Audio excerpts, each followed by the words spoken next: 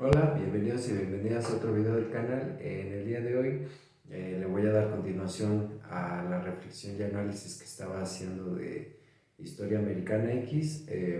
Como digo en todos los videos, tómenlo como un ejercicio personal, o sea, es una reflexión personal, es una opinión, no es algo que tiene que ser o es la única perspectiva que puede tener la película. Si ustedes saquen sus propias conclusiones, todas son válidas, solo es como un ejercicio, ¿no? Lo que yo puedo ver o notar desde mi formación, ¿no? Entonces, bueno, retomando lo que ya planteaba el video pasado, creo que se le puede dar continuidad como claramente en el sentido de que pues ya mencionaba yo que como que se puede ver que Derek al perder a su papá, bueno, la familia al perder a su familia, pues sí, también pierde a la mamá, que en eso quiero lo comentar después, cuando pierden al padre, ah, se nota que Derek llena con este otro güey, ¿cómo se llamaba? Mm, No me acuerdo. Se me olvidó el nombre porque el tipo me cae de la patada, se me hace muy despreciable. Pero bueno, es este sujeto que es el que organiza como todas las cuestiones nazis y pues todos los mítines, por así decirlo, y todos los crímenes que realizan, o sea, los asaltos a las tiendas y todo este rollo, ¿no? Todo ese proselitismo que hace, este, Derek lo toma él como un sustituto de figura paternal. Cameron. Cameron, Cameron se llama el baboso, es el personaje, pues bueno, el actor es muy bueno, lo interpreta muy bien, pero Cameron, el personaje es horrible, ¿no? Y entonces, se ve claramente eso y lo que se puede ver, por ejemplo, en el hermano de Derek, que creo que es Danny. Danny, pues a quien toma para de cierta forma tomar ese lugar de figura paterna, pues es al propio Derek, ¿no? Y entonces creo que eso se nota a lo largo de la película como, eh, o sea, Derek toma como punto de referencia a su papá, lo pierde, después toma Cameron, ¿no? Y entonces todo lo que eso implica, ¿no? Y lo importante en el caso de Derek es que pues cuando va a prisión y vive todo lo que vive en prisión, que es horrible, pues de cierta forma se hace ahí un corte, ¿no? Se hace ahí una fractura porque Cameron, pues no es solamente como la figura de un hombre más grande que está ahí como acompañando, como la de un papá, sino que es Cameron más todos los ideales, los valores que están ahí como en esta militancia nazi, ¿no? O sea, es como la compañía de la estructura, pero bajo esos valores, ¿no? Bajo esos ideales. Entonces, cuando vive lo que vive en la cárcel, que es ver que los nazis dentro de la cárcel pues no son tan rígidos en su estructura, en su forma de relacionarse, ¿no? O sea, no son como tan racistas, o sea, pueden ser como flexibles en ese aspecto, en especial al momento de hacer negocios o lo que sea dentro de la prisión, más el hecho de que ellos mismos pues, lo violen en la prisión, creo que es lo que en Derek como que genera esta fractura con esta figura y con los ideales y los valores que esta figura representa, ¿no? Y entonces cuando Derek hace este rompimiento, pues para Dani es, por así decirlo, más fácil porque Dani se ve que, o sea, Dani está, por así decirlo, metido en este movimiento, sí por una cuestión de idiosincrasia, sí por una cuestión eh, pues sí, ¿cómo decirlo? Por una convicción hasta cierto punto propia, pero en cuanto a Derek como que hace claro este rompimiento, o sea, cuando va a la fiesta, golpea a Cameron, golpea, creo que se llamaba Seth, ¿verdad? Su amigo, y termina con su novia, hace como un quiebra ahí, y entonces Dani en esta confusión como de tú representabas esto y ahora lo estás dejando y como el por qué, y cuando Derek le cuenta el por qué, pues como que para Dani no hay como para dónde dudar tanto, ¿no? O sea, se nota que para Dani lo más importante es su hermano, ¿no? Y lo que su hermano representa en él, que tiene que ver con esta figura paterna que Derek toma, ¿no? Y no es solamente esta figura que representa para Dani, sino creo que para todos, ¿no? O sea, creo que por un lado, uh, para la mamá de esta familia, de estos chicos, eh, a mí me da la impresión de que Derek, a pesar de toda su violencia, de todos sus desmanes y de todo lo que hacía, al ponerse a trabajar, al aportar dinero en la casa y al ser esa figura que reemplaza al padre, le da cierta estabilidad a la madre, ¿no? Y entonces creo yo que eso es importante para el resto de la familia porque creo que no se centran tanto en eso, no sé, por cuestiones del guión, por cuestiones del personaje, de la historia, lo que sea, pero se ve muy claramente lo que pasa con los dos varones de la familia, con Eric y con Dani. Pero con Davina, creo que sí se llama Davina, y con la niña más chiquita, que es una niña, eh, como que no se meten tanto ahí, en parte porque están no solamente alejadas, sino que Davina es lo opuesto a Derek, ¿no? Y entonces eso creo que resulta muy interesante porque uno se podría preguntar, bueno, eh, a lo largo de las escenas, y por ejemplo la novia de Derek, pues es un claro ejemplo de que ese grupo no admite solo hombres, sino que admite hombres y mujeres, ¿no? O sea, no es, ese no es como un problema, una barrera para que Davina como que entrara ahí dentro de ese grupo, no siguiera esta tendencia de pensamiento. Pero creo yo que ahí lo que resaltaría o lo que yo resaltaría es la figura de la mamá. O sea, si bien el padre se pierde y el padre pues que es obviamente racista, no nazista, pero sí es racista, eh, y al dejar eso muy claro en ciertos momentos, ella hasta cierto punto hace una oposición, o sea, no hace una oposición ni una confrontación tan fuerte ni tan clara, pero la hace, o sea, hasta cierto punto no se queda callada, o sea, como que trata de apaciguarlo, como en esta escena del desayuno, como que decirle, es así como ya bájale un poquito, ¿no? A tus cosas, ¿no? Como no estés atosigando tanto a Derek, como casi diciéndole, dale chance de que tenga a quien admirar independientemente del color de piel, ¿no? Y entonces eso creo que ayuda mucho a que Davina, cuando pierda a su padre, pueda seguir en esta identificación con su madre y entonces no caiga, por así decirlo, en la identificación de la figura paterna, sino que ella al ser mujer, y no es una cuestión de... Eh, no es una cuestión de machismo, no es una cuestión de feminismo, o sea, no es una cuestión, por así decirlo, inherente al sexo, sino que creo que aquí también queda muy claramente como la cuestión del género que tiene que ver con cómo se identifica uno como hombre y como mujer, o más bien cómo uno vive el ser hombre o ser mujer desde la masculinidad, desde la feminidad, desde los roles de género.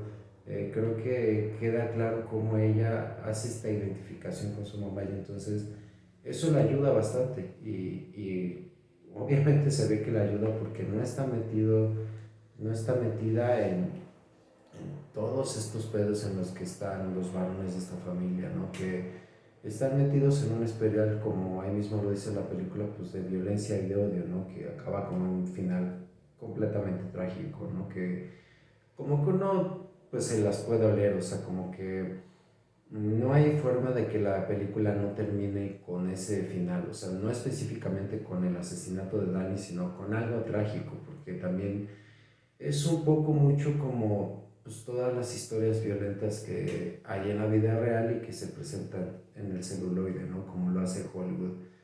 Ahorita que yo estoy viendo Better Call Saul y vi Breaking Bad, hay un punto muy importante en Breaking Bad al final donde el señor que les ayuda como a desaparecer y obtener nuevas identidades, pues les dice, ¿no? Creo que le dice a Walter y a Sol en su momento que están así porque pues, son las consecuencias de sus acciones, ¿no? Y a Jesse lo dice lo mismo en la película del camino, así como no quieras darme lástima porque pues todo este camino tú te lo labraste, ¿no? Y uno puede decir, ay, pobre Jessica, va muy jodido, bla, bla, y Mr. White y todos estos pendejos, pero son caminos de violencia en donde, eso sí me gusta mucho de Breaking Bad y esto, o sea, como que acaba con esta cuestión de que el crimen no paga, ¿no? O sea, como con esta idea de que las acciones tienen consecuencias y el pasado en algún momento alcanza, no alcanzan las personas.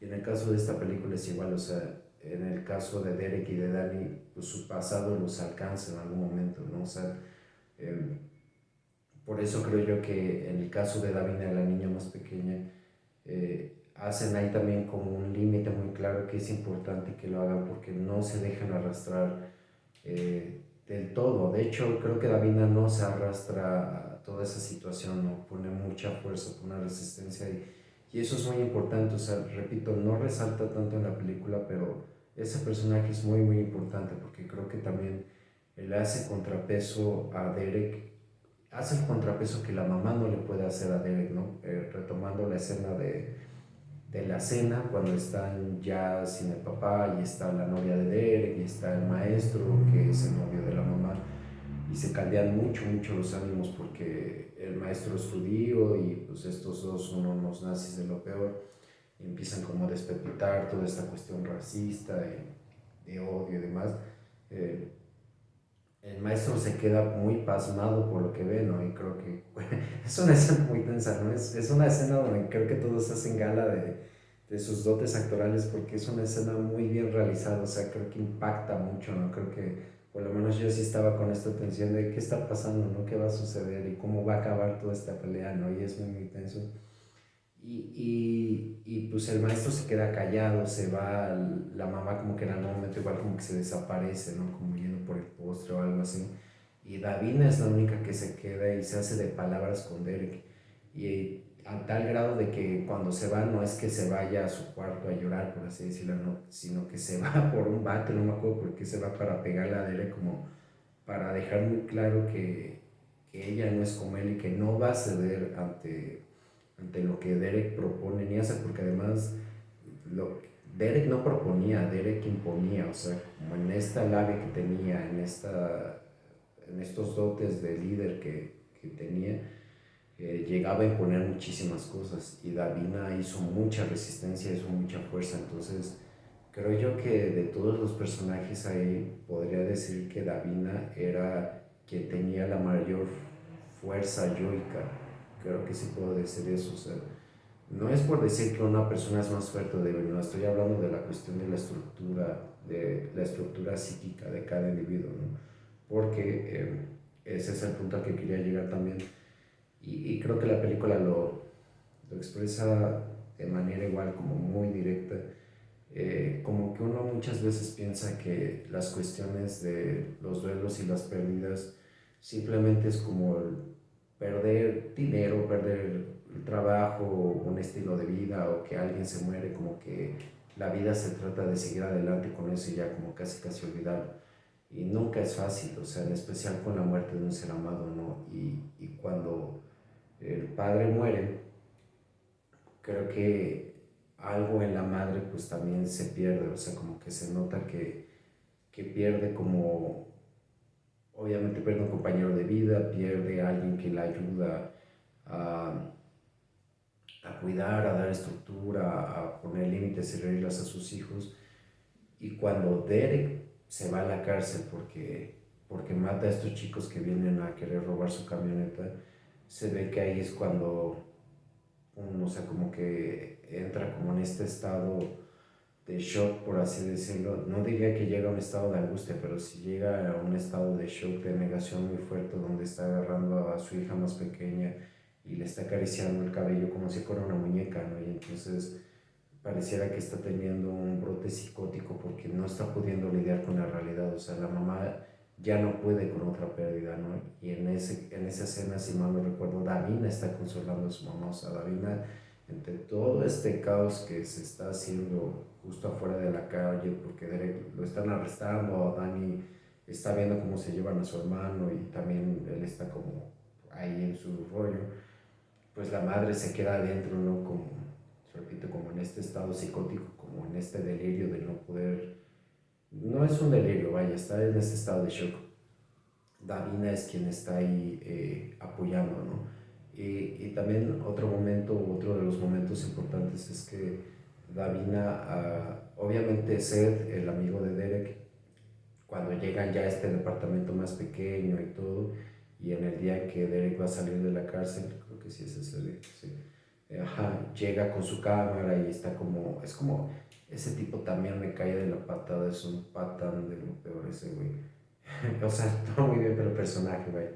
Eh, y es muy insistente con Davina, ¿no? Y también es muy violento, o sea, es violento en todos los aspectos, pero es como este típico como sujeto de que cree que como que para tener la atención a la mujer a la que por la que siente algo, como que inicia este juego como pasivo agresivo, ¿no? Como de te hago un cumplido y luego te digo que eres de lo peor o te molesto, cosas así, ¿no? Y era muy grotesco, diría yo, con Davina, ¿no? Así como que quería acercársele, pero le decía una tontería o así, ¿no? Y entonces Davina también tenía ahí como el límite muy marcado con él, como de, a lo mejor no lo corría de la casa porque como que entiendo yo que tanto Dani y Derek al estar metidos ahí, como que toda la familia daba entrada a todo este círculo de nazis, ¿no? De neonazis con los que se juntaban y entonces llegaba cuando quería, se comía los dulces como quería, o sea,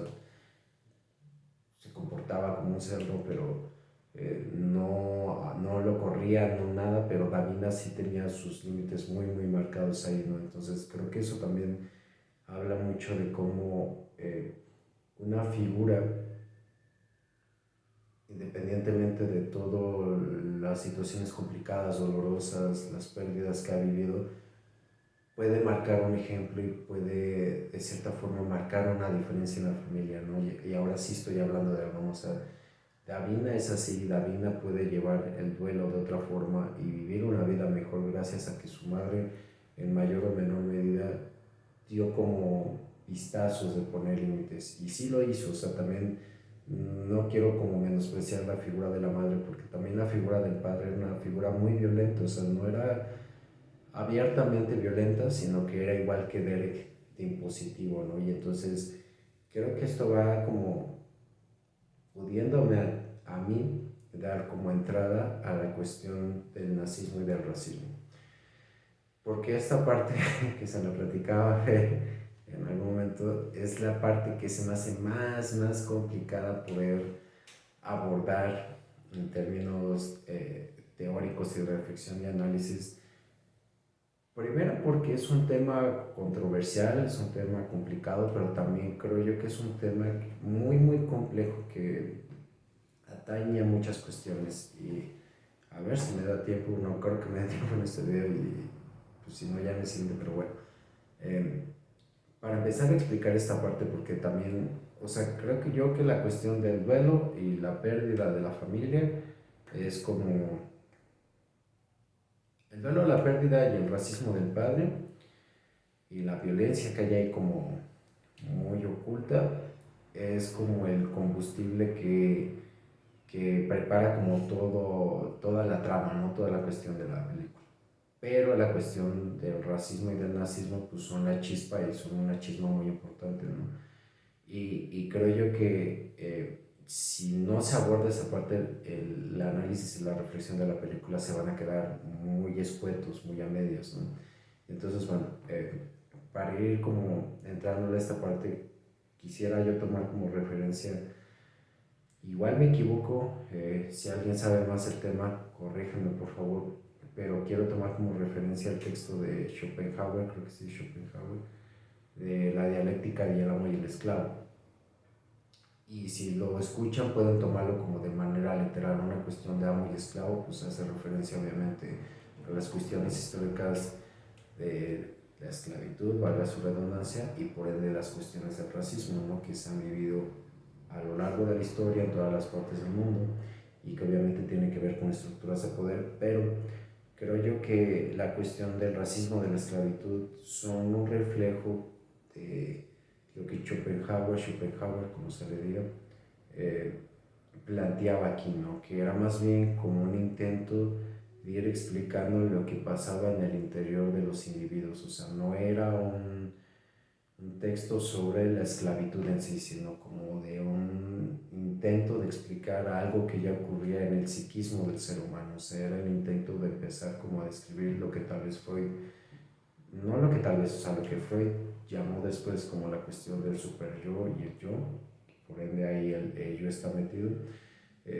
pero vaya, o sea, honestamente no sé qué tanto Freud haya tomado como referencia ese texto de Schopenhauer, eh, pero vaya que tienen sus similitudes, ¿no? Porque la cuestión de Schopenhauer es que él propone este texto para intentar explicar el por qué pareciera que dentro de nosotros mismos hay una parte que intenta esclavizar al otro, hay una parte de nosotros mismos, como decía que Freud lo llama la cuestión del superior, lo llama el superior, eh, ¿por qué esa parte es tan autoritaria? ¿Por qué es esclavizante? ¿Por qué es rígida? ¿Por qué es dura? ¿Por qué busca el poder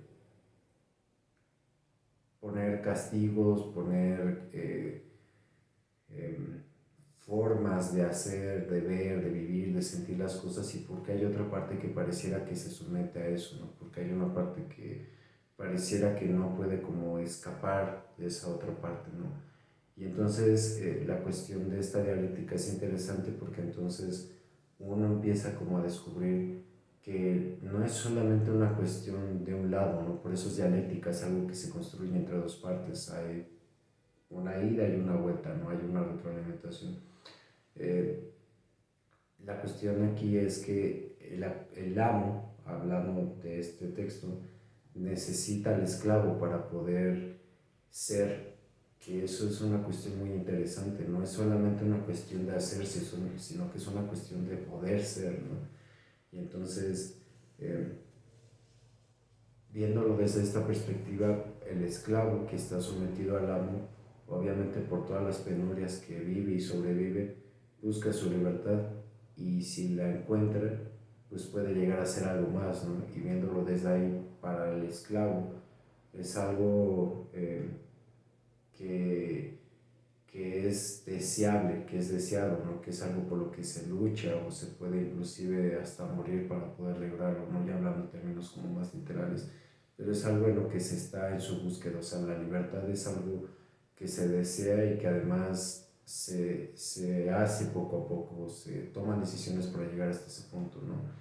Y el amo, en una primera lectura se puede ver como que es algo que no desea, o sea, que esta parte esclavizada no se vaya, pero no tanto porque obviamente hay cuestiones de sadismo, hay cuestiones del goce, por hablar en cuestiones de conceptos más del psicoanálisis y de Lacan, ¿no? Las cuestiones del dolor.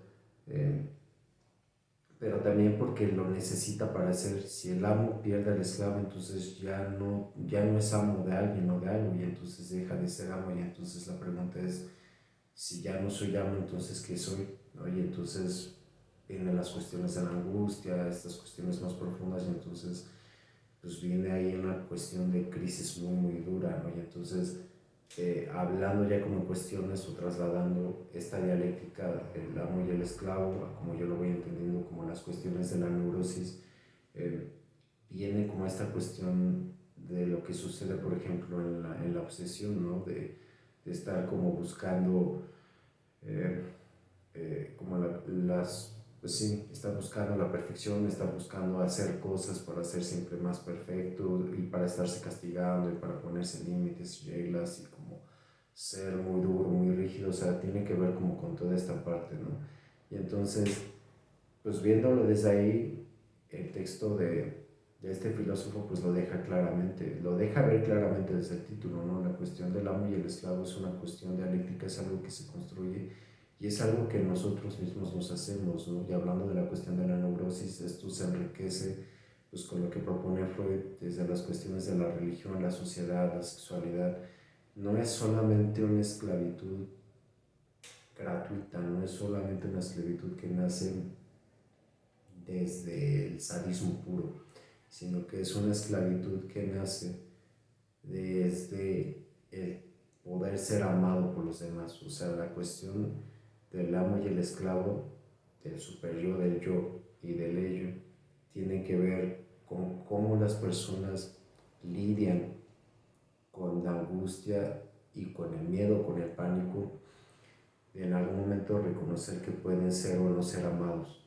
En otras palabras, muchas personas deciden someterse a lo que la sociedad les pide que sean, que tienen que, o que deben de ser, en otras palabras, la cuestión del amor, para poder encajar y ser amadas.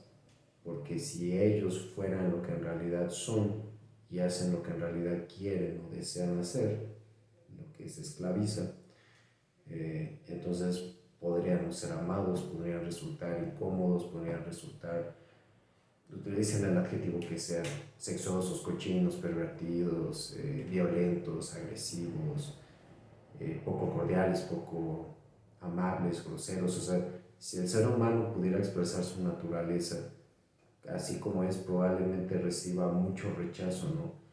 Y eso hablando como cuestiones como más de la sexualidad, ¿no? Pero no hay que irnos tan lejos. El simple hecho de que una persona pueda decir, quiero ser menos flaco, por así decirlo, ¿no? O me cansa este estándar de belleza, quisiera yo poder ser más libre y a lo mejor tener unos kilos de más y que nadie me juzgue por eso, me quiero dedicar a sea lo que sea y no dedicarme a la carrera que tienen mis papás o seguir con el negocio familiar o pues honestamente yo quiero eh, tener cierto tipo de pareja, pero en mi familia son racistas, y eso yo lo escucho mucho en consulta. O sea, las cuestiones raciales no tienen solamente que ver con un país. Acá en México también el racismo está muy enraizado en nuestra cultura y a lo mejor es menos evidente que en otros países por los tonos de piel o por la cuestión de la multiculturalidad, pero México también es profundamente racista y discriminatorio. Repito, eso lo escucho mucho en la consulta, pero vaya, ese es el punto. O sea, la cuestión es que muchas veces las personas se esclavizan por poder ser amadas, por poder entrar en el grupo, ¿no? Entrar en la horda, ¿no? Que es lo que decía Freud, que lo que menos tolera el ser humano es la incertidumbre, pero también el saber que puede ser expulsado de la horda o ser expulsado de la horda, ¿no? Es lo que menos tolera, o sea, dejar de ser amado, ¿no? Y entonces estoy diciendo todo esto porque muchas veces esta cuestión de la esclavitud, en términos de Schopenhauer, pero hablando de las cuestiones del super yo, de la rigidez, de las reglas, del deber ser, del tener que ser, muchas veces genera odio, muchas veces genera resentimiento, genera coraje, generan pensamientos violentos, groserías fuertes, por así decirlo. Y entonces, mucho de este tener ser y deber ser, si ustedes lo recuerdan y si no lo saben, eh, para que lo tengan en cuenta, pues viene precisamente de mamá y papá. O sea, el deber ser y el tener que ser, vienen de cómo se atraviesa el complejo de Edipo y el complejo de castración. Y entonces, y si ustedes dicen, no, es que esas cuestiones psicoanalíticas, no, sean de la corriente que sean, creo que todos podemos coincidir, o la mayoría podemos coincidir, que la cuestión de las reglas, de la estructura, de los límites, de los no límites, de cómo deber ser, cómo comportarse, viene de familia, de mamá, papá o de quienes hayan fungido esos roles, ya sean abuelos, tíos, o sea, viene de familia, ¿no? Se refuerza o se contrapone contra el grupo social más cercano que va creciendo poco a poco, ¿no? La familia extendida, luego la escuela, luego los lugares de trabajo, pero vaya, nace de ahí.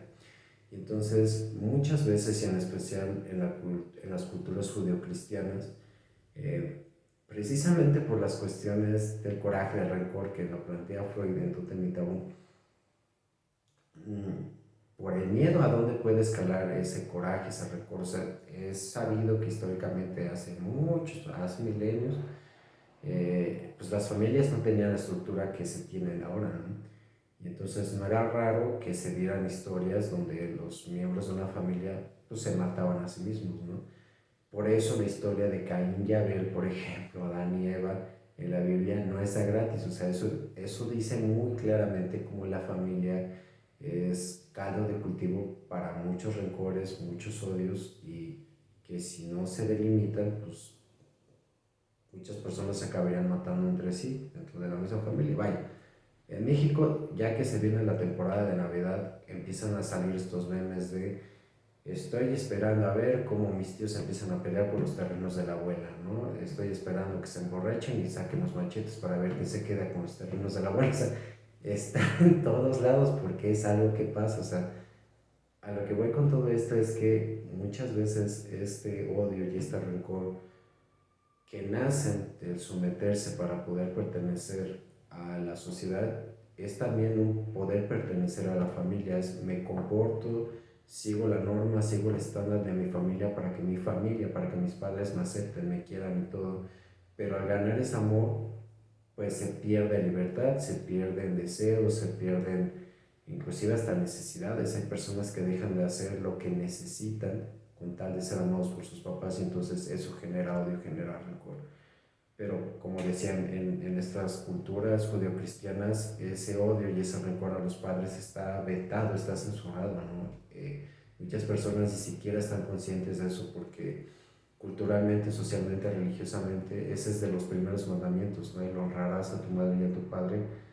Lo que quiere decir en otras palabras es no los odies, no hagas nada en contra de ellos, no los contradigas, ellos son como sagrados.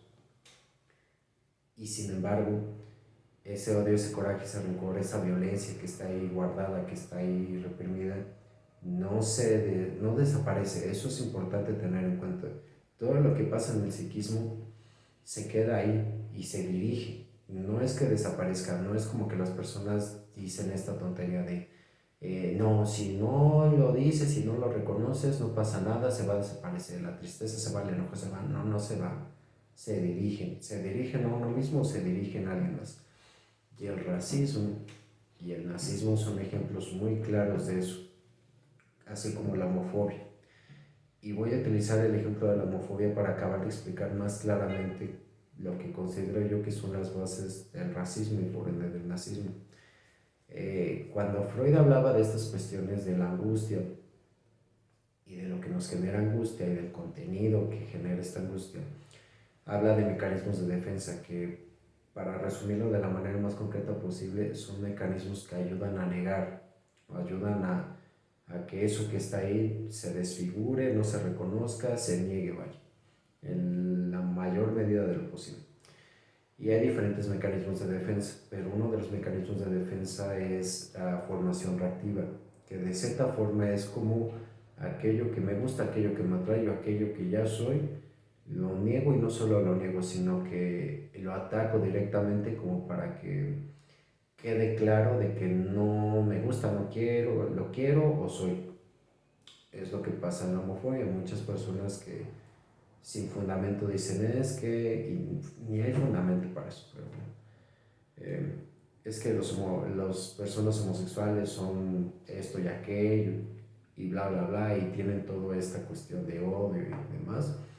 Eh, Muy probablemente en el fondo pues, son homosexuales que no se han asumido, que precisamente por la angustia que sienten de reconocerse, de asumirse y por el miedo que eso conlleva de ser juzgados, discriminados, ellos juzgan y discriminan como para tratar de borrar dentro de ellos mismos y en lo demás, en las demás personas, aquello que realmente son, que desean y que quieren, ¿no? Es como una forma de decir, pues si yo destruyo, ataco o agredo esto que me refleja a mí, de cierta forma va a desaparecer en mí, pero pues no, no pasa, ¿no? Un ejemplo muy claro es Belleza Americana. En Belleza Americana, el final se me hace muy interesante, se me hace muy bueno, precisamente por lo que pasa entre el protagonista y el papá del vecino, el vecino, que es un hombre muy duro, muy rígido, es como, no me acuerdo si era militar o tenía como mucho interés en el ejército y todo, y al final se le acerca al protagonista y le da un beso porque piensa que es homosexual. O sea, este hombre tan rudo, tan rígido, tan como, y obviamente muy, muy homofóbico, pues él resulta siendo homosexual, pero no se puede asumir, no tolera el asumirse así. Entonces, cuando se le acerca el protagonista y lo besa y el protagonista lo rechaza, lo mata, o sea, va por el arma y lo acaba matando, ¿no? Si mal no recuerdo ese final. Creo que se filmaron muchos finales, pero creo que ese es el que llegó al cine. Pero bueno, ese es el ejemplo muy claro, ¿no? O sea, la cuestión aquí es que muchas veces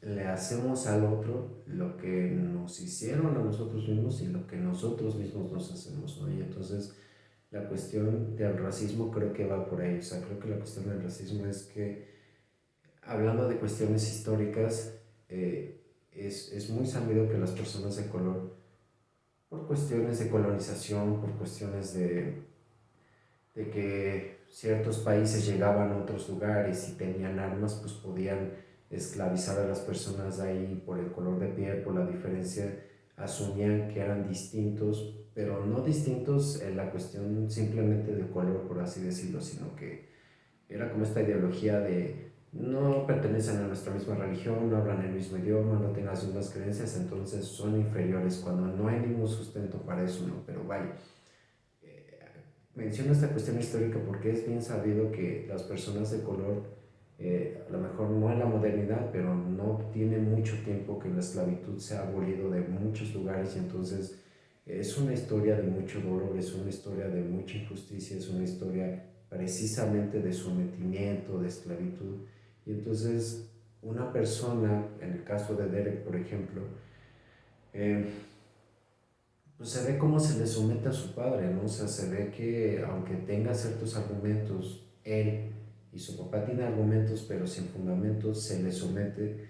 Creo que es muy fácil, por así decirlo, proyectar ese mismo dolor, ese mismo sometimiento, ese mismo como estándar de estar como queriendo alcanzar un objetivo o ser como alguien con la implicación de esclavizar una parte de sí mismo en otras personas y entonces se puede ver reflejado y entonces al ver su propio reflejo en la otra persona, en lugar de reconocer ese enojo y ese coraje que tiene consigo mismo, que tiene por ende con sus papás, lo dirige todo hacia afuera, ¿no? O sea, es como, no tengo permitido odiar a mi familia, pero veo a alguien que me refleja a mí y entonces a esa persona dirijo todo eso, ¿no? Y dirijo todo lo que siento de mis padres y de mí mismo hacia los demás. Y creo que eso puede ir explicando un poco las cuestiones del racismo. A lo mejor suena trabalenguas todo lo que dije, pero es la forma como más clara que tengo de explicarlo, de una manera muy concreta.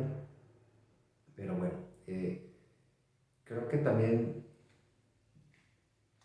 por eso se puede ver que bueno, cuando Derek ya está en la cárcel, acaba teniendo esta amistad con este chico que es casi como de la misma edad de él, que es de color y que él estaba muy renuente a ser su amigo, ¿no? Pero pues este chico con la convivencia, al ser pues bastante chistoso, ¿no? Bastante empático, es muy simpático, se ve que tienen muchas similitudes, ¿no? O sea, el hecho de que se pueden hablar de que tenían una pareja, ¿no? De cuando empieza a hacer como estas tonterías de que, como de cuando se reconciliaba con la novia y tenía sexo y demás, ¿no? Y cuando hablan de básquetbol, por ejemplo, se entienden perfectamente, ¿no? El hecho de que se ponen a doblar ya la ropa juntos y hacen como sinergia, o sea, habla mucho de que en realidad los dos se parecen bastante, ¿no? Y por eso también puedo decir que esta cuestión del racismo tiene que ver bastante con una cuestión de una formación reactiva, por así decirlo, o sea,